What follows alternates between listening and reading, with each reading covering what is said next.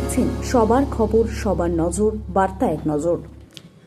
হকারদের উচ্ছেদের প্রতিবাদে বিকল্প পুনর্বাসন ছাড়া উচ্ছেদ না, এই নিয়ে পশ্চিমবঙ্গে আমরা বাঙালি শিয়ালদা দক্ষিণে এক প্রতিবাদী আন্দোলন করে দেওয়ালে পোস্টার লাগানো শুরু করে গতকাল। এর প্রতিবাদে বক্তব্য রাখেন আমরা বাঙালি কেন্দ্রীয় কমিটির সদস্য জয়ন্ত দাস এবং অন্যান্য বাঙালি রাজ্যের সদস্য অরূপ মজুমদার।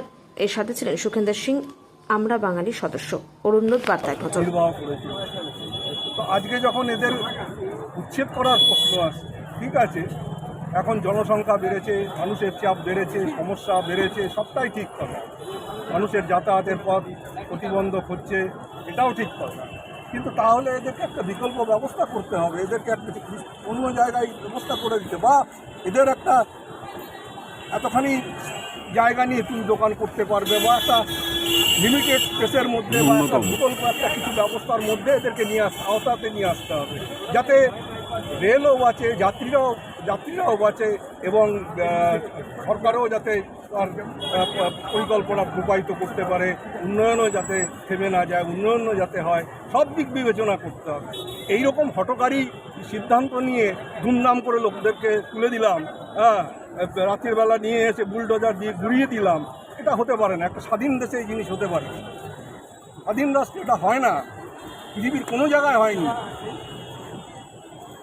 আর আমাদের দেশে তো হয় না। আমাদের দেশ তো গণতান্ত্রিক রাষ্ট্র, সম্ভব নয়। কিন্তু এখন এমন একটা কি বলবো, পাগলা রাজার দেশ, পাগলা রাজার রাজত্বে আমরা রয়েছি। যখন যেটা মনে হচ্ছে তখন সেটা করছে, বলার কিছু নেই। মানুষ তো তাদের ভোট দিয়েছে, কিভাবে ভোট দিয়েছে সেটা মানুষ দেখেছে।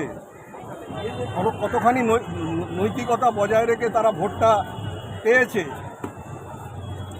যদি না পেত তাহলে এই যে গত পরশু দিনকে গুন্ডা দমন আইন বলে একটা নতুন আইন নিয়ে এসছে, স্বাধীন ভারতবর্ষে গুন্ডা দমন আইনের কী প্রয়োজনীয়তা রয়েছে? আজকে জরুরি অবস্থার সময় আমরা দেখেছিলাম ইন্দিরা গান্ধী মিসা বলে একটা আইন উনি করেছিলেন, নিয়ে এসেছিলেন।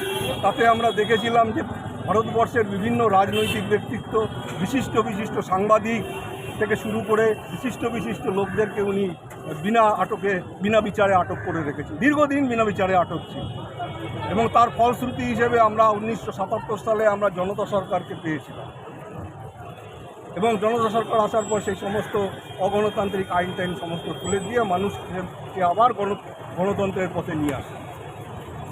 তো আজকে তো এইটা সেই পথে না বললেও একটা অগণতান্ত্রিক প্রক্রিয়ার মধ্যে নিয়ে যাচ্ছে, জরুরি অবস্থার মধ্যে নিয়ে যাচ্ছে। এটা হয় না।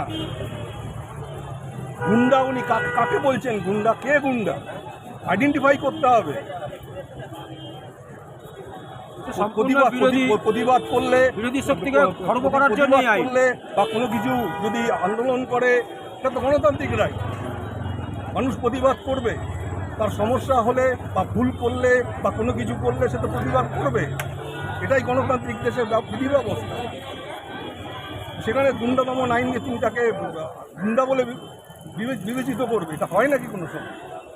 যে পথে এগোচ্ছে, আগামী দিন খুব ভয়ঙ্কর দিকে বাংলা সারা ভারত।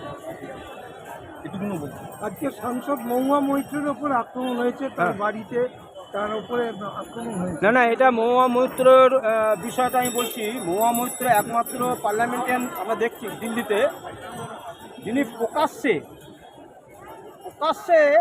যেভাবে বিরোধিতা করছেন, প্রথম থেকেই এখনো